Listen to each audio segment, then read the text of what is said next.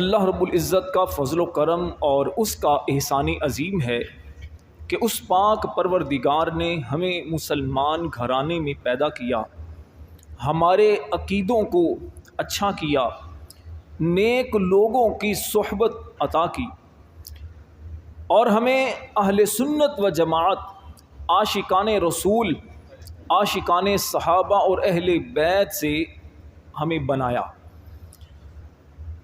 گزشتہ جمعۃ المبارک میں نے آپ حضرات کے سامنے مختصر طور پر سیلاب، زلزلے اور قدرتی آفات آنے کے کچھ اسباب بیان کیے تھے اور اپنا جائزہ لینے کی دعوت فکر دی تھی۔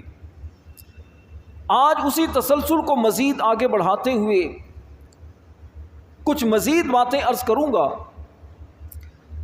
کہ یہ جو طوفان آتے ہیں، سیلاب آتے ہیں، زلزلے آتے ہیں یا قدرتی آفات آتی ہیں، ان کی وجوہات کیا ہیں، ان کے اسباب کیا ہیں؟ بحیثیت مسلمان ہمیں کن باتوں کی طرف توجہ رکھنی چاہیے اور ان سے بچاؤ کے لیے ہمیں کیا کرنا چاہیے؟ سب سے پہلی بات تو یہ ہے، دیکھیے ہم پر جو مصیبتیں آتی ہیں، جو پریشانیاں آتی ہیں، اس میں دو طرح کے رویے ہمارے سامنے آتے ہیں۔ ایک رویہ تو اہل علم، دیندار، متقی، پرہیزگار لوگوں کا سامنے آتا ہے، جن کا کہنا یہ ہوتا ہے کہ یہ جو کچھ بھی مصیبتیں آتی ہیں، پریشانیاں آتی ہیں، سیلاب یا زلزلے آتے ہیں، یہ اللہ کی طرف سے آتے ہیں اور اللہ کا ہر کام حکمت والا ہوتا ہے۔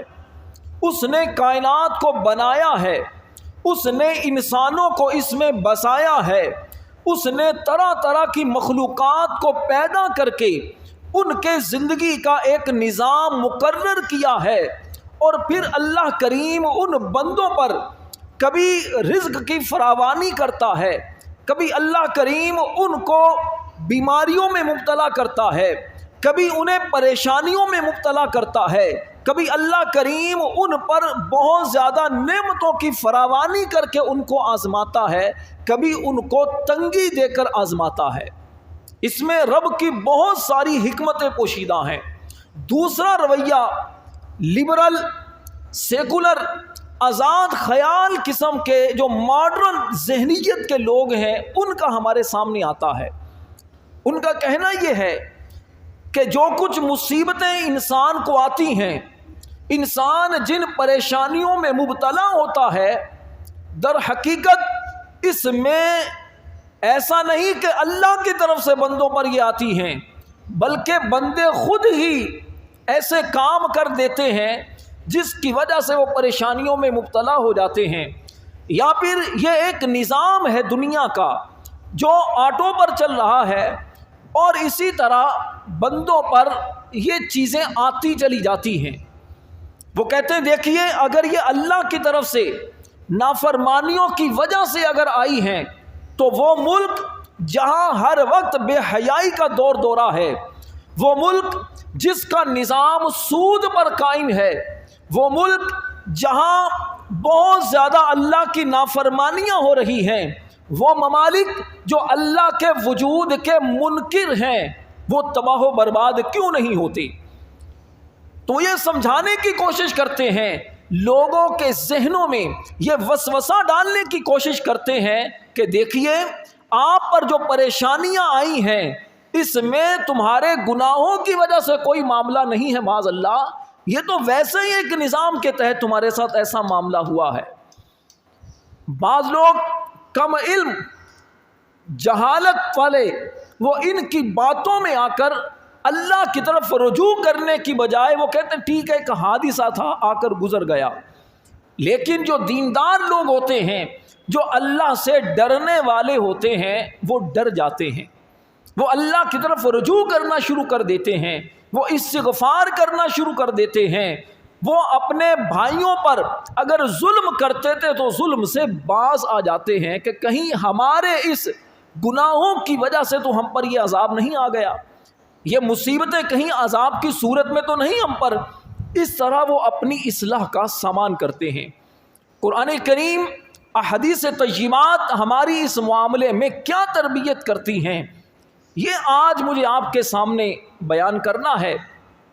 سب سے پہلے تو یہ جان لیجئے، ہم پر جو مصیبتیں آتی ہیں، جو پریشانیاں آتی ہیں، یہ رب تبارک و تعالیٰ کی طرف سے امتحان مقصود ہوتا ہے۔ یعنی اللہ کریم بندوں پر مصیبتیں نازل فرما کر انہیں پریشانیوں میں مبتلا کر کے ان کا امتحان لیتا ہے، انہیں آزماتا ہے۔ اگر بندے ان بلاؤں پر صبر کر کے، مصیبتوں پر صبر کر کے اللہ کی طرف رجوع کرتے ہیں تو اللہ تعالیٰ ان لوگوں کو جنت کی بشارت بھی دیتا ہے اور تنگی کے بعد انہیں مزید آسانیاں بھی عطا فرماتا ہے۔ رب تبارک و تعالیٰ کا قانون یہ ہے، ان مع العسر یسرا، بے شک ہر تنگی کے بعد آسانی ہے۔ رب کا دوسرا قانون یہ ہے، لا یکلف اللہ نفسا الا وسعها، اللہ کریم کسی بھی جان کو اس کی طاقت سے زیادہ بوجھ نہیں ڈالتا، اس کی طاقت سے زیادہ اس پر مصیبت نازل نہیں فرماتا۔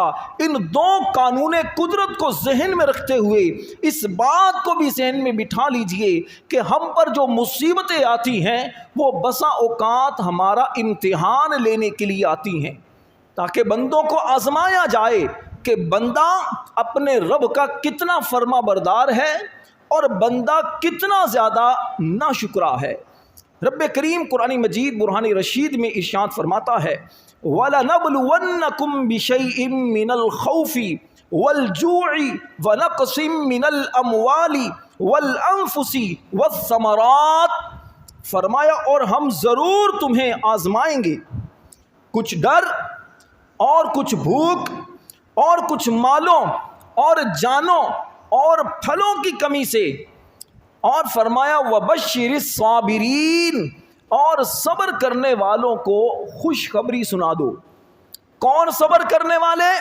الذین اذا اصابتہم مصیبہ، کہ جن پر جب ان پر کوئی مصیبت آتی ہے، قالوا، تو کہتے ہیں، شکوہ نہیں کرتے، اللہ کی طرف سے نازل کی ہوئی مصیبت پر شکوہ کر کے دوسروں کے سامنے اپنے دکھ درد کا اظہار نہیں کرتے، بلکہ کہتے ہیں انا للہ و انا الیہ راجعون، بے شک ہم اللہ ہی کے ہیں اور ہم اسی کی طرف لوٹنے والے ہیں۔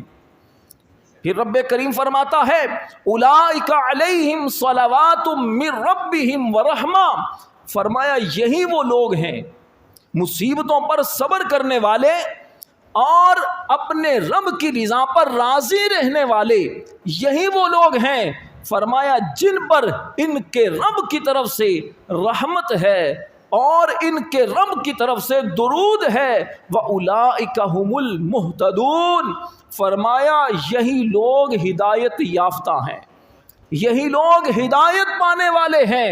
پتہ چلا مصیبتیں رب کی طرف سے امتحان ہوتی ہیں، امتحان میں کامیاب ہونے والا رب کا پیارا بھی ہوتا ہے، اسے جنت کی خوشخبری بھی ملتی ہے، دنیا میں کامیابی کا مجدہ بھی ملتا ہے، اللہ کی طرف سے اس بندے کے لیے رضا کی بشارت بھی ملتی ہے۔ دوسری بات، مصیبتوں سے کھوٹے اور کھرے کی پہچان مقصود ہوتی ہے، کھوٹے اور کھرے کی پہچان مقصود ہوتی ہے۔ سمجھنے کے لیے اس کو یوں ایک مثال سے سمجھیے، ایک مٹکا اگر کوئی لوہار کمہار اگر مٹکا بناتا ہے مٹی کا مٹکا بنانے کے بعد دھوپ میں خشک کرتا ہے، آگ میں پکاتا ہے، اس کے بعد اس کو چیک کرنے کے لیے تھوڑا ٹھوک کر چیک کرتا ہے پکا ہے یا کچا ہے۔ اگر ٹوٹ جائے تو سمجھ جاتا ہے کہ مجھ سے یہاں غلطی ہو گئی، اور یہ بھی چیک کرتا ہے کہ اس کے اندر مضبوطی کتنی ہے۔ یہ تو ایک دنیاوی اعتبار سے مثال ہے، بلا تشبیہ بلا تمثیل کے اللہ کریم نے ہمیں پیدا کیا ہے، وہ رب جانتا ہے میرا بندہ مصیبتوں پر صبر کرنے والا ہے یا ناشکری کرنے والا ہے، امتحان میں کامیاب ہونے والا ہے یا ناکام ہونے والا ہے۔ لیکن دنیا کا ایک نظام کچھ ایسا ہے، رب کریم بندوں پر مصیبتیں نازل فرما کر بندوں کو تکلیف میں مبتلا کر کے ان کو آزماتا ہے کہ میرے بندے کو بھی پتہ چل جائے، تاکہ بندے کے سامنے بھی یہ چیز آ جائے کہ میں کتنے پانی میں ہوں۔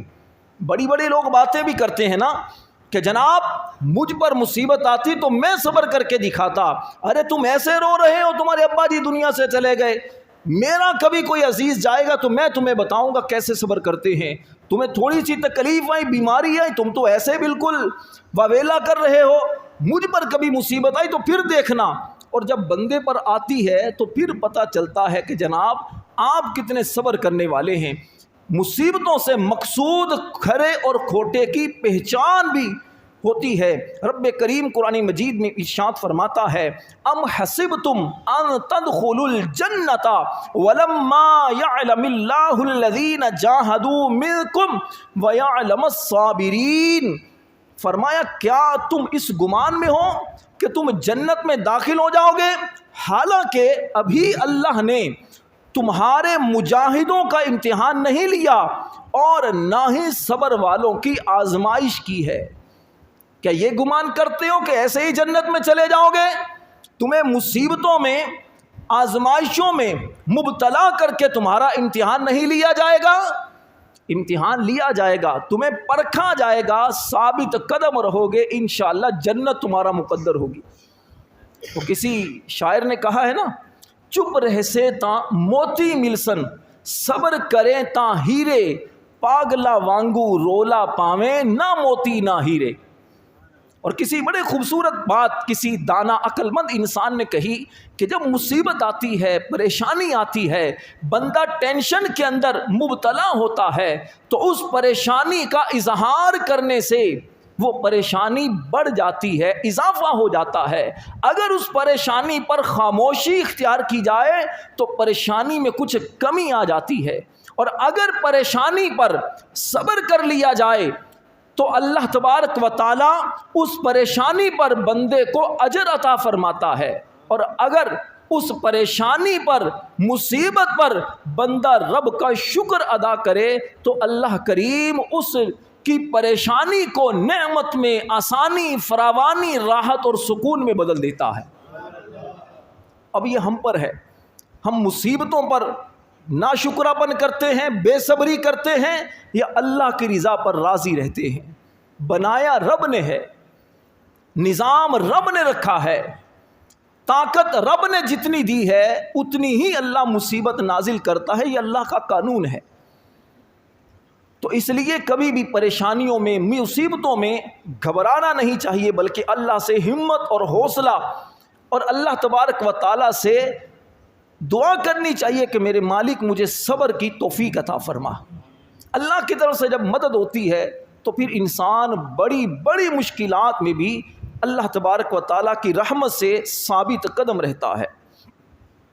نبی کریم صلی اللہ علیہ وآلہ وسلم نے فرمایا، جتنی آزمائش کڑی ہوگی، سخت ہوگی، اجر بھی اتنا ہی عظیم ہوگا۔ فرمایا اللہ تعالیٰ جب کسی قوم سے محبت فرماتا ہے تو ان کی آزمائش فرماتا ہے۔ چنانچہ جو اللہ تعالیٰ کی آزمائش پر راضی ہوتا ہے، راضی رہتا ہے، تو اللہ پاک بھی اس سے راضی ہو جاتا ہے، اور جو اللہ تعالیٰ کی آزمائش پر ناراضی کا اظہار کرتا ہے اس کے لیے اللہ تعالیٰ کی طرف سے بھی ناراضی ہوتی ہے۔ گویا اللہ تبارک و تعالیٰ نے آپ کو بنایا، اللہ کی طرف سے آپ پر مصیبت آئی تو پھر آپ کو یہ سمجھنا چاہیے کہ میں ہوں کس کا؟ اسی رب کا ہوں۔ اسی رب نے مصیبت میں مبتلا کیا، وہی رب میری مصیبت کو دور بھی فرمائے گا۔ اور اللہ جب اتنی نعمتیں دیتا ہے، اتنی ساری آسانیاں رب دیتا ہے، تو بندے کو اس طرح بھی تو نظر کرنی چاہیے نا کہ اللہ تعالیٰ اتنی زیادہ آسانیاں دے رہا ہے، اگر کبھی اللہ نے تھوڑی سی پریشانی میں مبتلا کر دیا تو پھر شکوہ شکایت کس بات کا۔ سیدہ رابعہ بصریہ رحمۃ اللہ علیہ آپ نے ایک نوجوان کو دیکھا کہ اس نوجوان کے سر پر پٹی باندھی ہوئی تھی. جیسے عموماً سر میں درد ہوتا ہے تو ہم کپڑا وغیرہ باندھ لیتے ہیں, اسی طرح اس نوجوان نے بھی چھوٹا سا کپڑا باندھا ہوا تھا. اللہ والوں کی ادائیں نرالی ہوتی ہیں, سمجھانے کا انداز بھی بڑا خوبصورت ہوتا ہے. انہوں نے نوجوان سے پوچھا, بیٹا کیا ہوا ہے, کپڑا کیوں باندھا ہے؟ کہا, اماں جی سر میں بہت درد ہو رہا ہے, اس وجہ سے کپڑا باندھا ہے. سمجھانے کے لیے فرمایا, بیٹا اللہ پاک نے تمہیں اتنا خوبصورت جسم دیا ہے, اتنا خوبصورت چہرہ دیا ہے, اچھی آواز دی ہے, اتنی ساری نعمتیں دی ہیں, تمہارے جسم کے اندر کوئی عیب نہیں رب نے رکھا. اتنی ساری نعمتوں کے شکرانے میں کبھی تم نے سر پر کپڑا باندھا ہے کہ لوگوں دیکھو اللہ نے مجھے کتنی نعمتیں دی ہیں, آج تمہارے سر میں تھوڑا سا درد ہوا ہے تو تم کپڑا باندھ کر دوسروں کو بتا رہے ہو دیکھو اللہ نے میرے سر میں درد کر دیا ہے. یہ ایک سمجھانے کا انداز تھا. کوئی گناہ نہیں ہے, ناجائز نہیں ہے, بتایا جا سکتا ہے, لیکن یہاں سمجھانا مقصود یہ ہے کہ چھوٹی چھوٹی چیزوں کو لوگوں کے سامنے بیان کرنا یہ مردوں کا شیوا نہیں ہوتا. تھوڑی سی آپ کو ٹھوکر لگی, گھر میں بیگم کو جا کر بتانا شروع کر دیں کہ آج تو ٹھوکر لگ گئی تھی. چلتے چلتے کوئی راستے میں کوئی جانور آگے آ گیا, فوراً آ کر بیگم کو آپ رونا دھونا اس کے سامنے شروع کر دیں. کبھی سسرال سے کبھی تھوڑا سا سسر صاحب نے تھوڑا سخت جملہ بول دیا تو بیگم پر آپ گرم ہو جائیں. کبھی بھائی سے جھگڑا ہو گیا تو آپ گھر میں آ کر رونا چلانا شروع کر دیں. کاروبار میں کوئی ٹینشن آ گئی تو آپ گھر میں پریشانی کا سامان کرنا شروع کر دیں. تو اس سے یہ مردوں کے کام نہیں ہے. مرد جو ہوتے ہیں وہ مصیبتوں پر صبر کرتے ہیں, رازوں کو سینوں میں, سینوں کے قبرستان میں دفن کرتے ہیں. وہ عورتوں کی طرح شکوے شکایت نہیں کرتے, وہ اللہ کی رضا پر راضی رہنے والے ہوتے ہیں. تو اس لیے اللہ کریم جس حال میں بھی ہمیں رکھے ہمیں اس حال پر راضی رہنا چاہیے. ایک اور وجہ مصیبتوں میں مبتلا ہونے کی وہ یہ ہوتی ہے کہ اللہ تبارک و تعالی اپنے نیک بندوں کے درجات اس سے بلند فرماتا ہے. مصیبتیں پریشانیاں دو باتوں کی وجہ سے ہوتی ہیں. ایک تو یا تو اگر گناہگار بندہ ہے مصیبتوں کی وجہ سے اس کے گناہ معاف ہو جاتے ہیں, اگر نیک بندہ ہے تو اس کے درجات رب تعالیٰ بلند فرما دیتا ہے. آپ دیکھیے حضرت آدم علیہ السلام سے لے کر نبی پاک علیہ السلام تک جتنے بھی نبی آئے, ہر نبی کسی نہ کسی آزمائش میں آپ کو مبتلا ملے گا اور اس پر ہمت اور حوصلے کے ساتھ صبر کرتا ہوا, رب کا شکر ادا کرتا ہوا آپ کو ملے گا. ایسا نہیں کہ اللہ نے اپنے نبیوں کو آزمائش میں مبتلا نہیں کیا اور عام بندوں کو آزمائش میں مبتلا فرما دیا, بلکہ آپ نے ابھی حدیث پاک سنی کہ جو رب کا جتنا زیادہ پیارا ہوتا ہے, جتنا زیادہ مرتبہ جس بندے کو ملتا ہے اتنی ہی زیادہ بڑی آزمائش میں اس بندے کو مبتلا کیا جاتا ہے. اللہ کریم نے حضرت نوح علیہ السلام کو دنیا میں بھیجا. تقریباً 950 سال حضرت نوح علیہ السلام نے اپنی قوم کو تبلیغ کی. اس کے نتیجے میں بہت تھوڑے سے لوگ ایمان لے کر آئے. نتیجہ کیا ہوا کہ آخر میں طوفان آیا اور قوم غرق ہو گئی. 80 یا 82 افراد بچے. نوح علیہ السلام کے دل پر کیا گزرتی ہوگی کہ میں نے سینکڑوں سال اس قوم کو سمجھایا لیکن اس قوم میں سے ایک بڑی تعداد کے لوگ مسلمان نہیں ہوئے. پھر حضرت ابراہیم علیہ السلام کو اللہ نے آگ میں نمرود کے ذریعے ڈلوایا. آگ میں گئے, صبر کیا, اللہ نے آگ کو آپ کے لیے گلے گلزار بنا دیا. اللہ نے اتنی بڑی عمر میں حضرت ابراہیم علیہ السلام کو بیٹا دیا. بیٹا 6 سال 8 سال کا ہوا تو حکم دیا اب اس بیٹے کو ذبح کرو میرے نام پر. کتنی بڑی آزمائش میں مبتلا کیا گیا. جب آزمائش میں پورے اترے, رب نے اسی بیٹے کے فدیے میں جنت سے میڈا بھیج دیا. حضرت ایوب علیہ السلام اللہ نے کیسی بیماری میں مبتلا کیا. پہلے شان و شوکت کے ساتھ زندگی گزارتے تھے, مال و دولت کی کثرت تھی, اولاد بھی زیادہ ہے, آپ کو اللہ نے بہت عالی شان گھر بھی دیے ہیں, جانور بھی دیے ہیں. بیماری میں مبتلا ہوئے, سارا مکان گر گیا, بچے نیچے آ کر دنیا سے چلے گئے, لیکن صبر کا دامن ہاتھ سے نہیں چھوڑا. رب نے دوبارہ سب کچھ عطا کر دیا. حضرت یوسف علیہ السلام بچپن میں ہی بھائیوں کی بے وفائی کا سامنا کرنا پڑا، کنویں کے اندر بچپن میں تنہا زندگی گزارنے پر مجبور ہوئے، پھر مصر کے بازار میں فروخت ہوئے، غلامی کی زندگی گزارنے پر مجبور ہوئے، صبر کیا، رب نے مصر کا بادشاہ بنا دیا۔ حضرت زکریا علیہ السلام، اللہ نے کیسی آپ کو آزمائشوں میں مبتلا کیا، اللہ نے بیٹا دیا یحییٰ علیہ السلام، وہ بھی آزمائشوں میں مبتلا۔ حضرت زکریا علیہ السلام کو، یحییٰ علیہ السلام کو قوم نے شہید کر دیا۔ پھر اسی طرح حضرت عیسیٰ علیہ السلام، قوم آپ کی دشمن ہو گئی۔ آپ کسی بھی نبی کو دیکھیں، کسی بھی اللہ کے پیارے کو دیکھیں، وہ آزمائشوں میں مبتلا رہے ہیں۔ اگر ہم ان اللہ والوں کی آزمائشوں کو دیکھیں نا، تو پھر ہماری جو آزمائش یا ہماری مصیبتیں، یہ ان کے سامنے کچھ بھی نہیں ہیں۔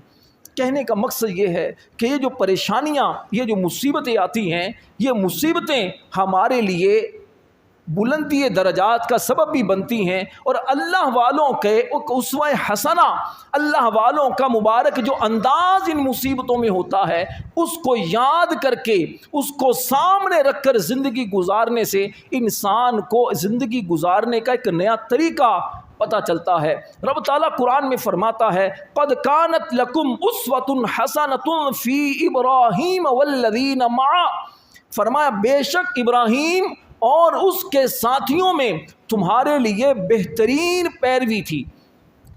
اور نبی کریم علیہ الصلوۃ والسلام نے فرمایا، جب انسان کے لیے اللہ تعالیٰ کے ہاں کوئی ایسا درجہ خاص ہوتا ہے جسے پانے کے لیے انسان کے اعمال ناکافی ہوتے ہیں، اعمال کی بدولت، نیکیوں کی وجہ سے انسان اس درجے کو نہیں پا سکتا، تو اللہ تعالیٰ اس کو جسم، مال یا اولاد کی مصیبتوں میں مبتلا کر دیتا ہے۔ اب بندہ اس پر پھر صبر کرتا ہے تو اللہ پاک اس درجے تک بندے کو پہنچا دیتا ہے جو بندہ اتنی نیکیوں کی وجہ سے حاصل نہیں کر پاتا۔ تو اس لیے میرے پیارے بھائیوں، میرے دوستوں، میرے بزرگوں، اللہ کریم کی رضا پر راضی رہنے میں ہی عافیت ہے۔ آزمائشوں کی ایک حکمت یہ ہے کہ اس سے بندے کے گناہ معاف ہو جاتے ہیں، بندے کے خطائیں معاف ہوتی ہیں۔ نبی پاک علیہ الصلوۃ والسلام نے فرمایا، مسلمان کو جو تھکاوٹ، بیماری، پریشانی، غم، تکلیف اور صدمہ پہنچے، یہاں تک کہ اس کے پاؤں میں ایک کانٹا بھی چبھے، تو فرمایا اللہ تعالیٰ اس کے سبب اس بندے کے گناہوں کو مٹا دیتا ہے۔ ایک حدیث پاک میں فرمایا، مسلمان مرد و عورت کے جان، مال اور اولاد میں ہمیشہ مصیبت رہتی ہے، یہاں تک کہ وہ اللہ تعالیٰ سے اس حال میں ملتا ہے کہ اس کے نامہ اعمال میں کوئی بھی گناہ نہیں ہوتا۔ ہمیں کیا پتہ ہم جن مصیبتوں میں مبتلا ہیں، جن پریشانیوں میں مبتلا ہیں، یہ پریشانیاں ہمارے گناہوں کی معافی کا ذریعہ بن رہی ہیں، یا ہمارے درجات کی بلندی کا سبب بن رہی ہیں، یا ان آزمائشوں کی وجہ سے ہمیں آزمایا جا رہا ہے۔